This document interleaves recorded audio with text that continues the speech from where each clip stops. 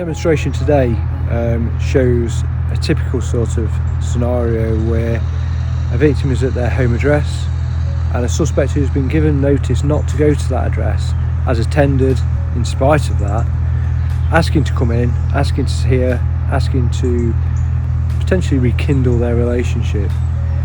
In the demonstration, the victim doesn't want him to come into the address. She tells him to leave, he refuses. As a result, she sprays him with a smart tag kit. That goes onto his clothing, and as you see, when taken into a UV setting, lights up very fluorescent yellow, fluorescent green. The canister, for instance, will be sprayed. It will go onto the person's skin, clothing. It doesn't wash off, it's not something that washes off.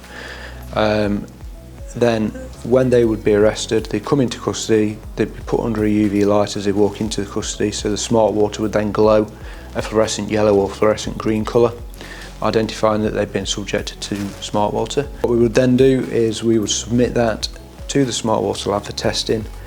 Each canister is unique, so it would have a particular barcode registered to the person it was issued to.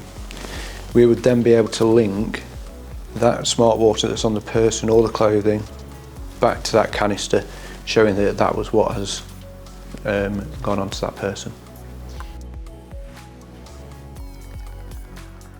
The victims would be assessed, and if it deemed that they were suitable to be issued with SmartWater as a means of safeguarding or deterrent, they would be fed into the high-risk domestic abuse department. They'd be visited as part of their normal safeguarding meeting, and they'd be issued with a home safety pack to tag the outside of the property to say that the property and potentially them are being protected by SmartWater, and they'd be issued with a SmartWater spray.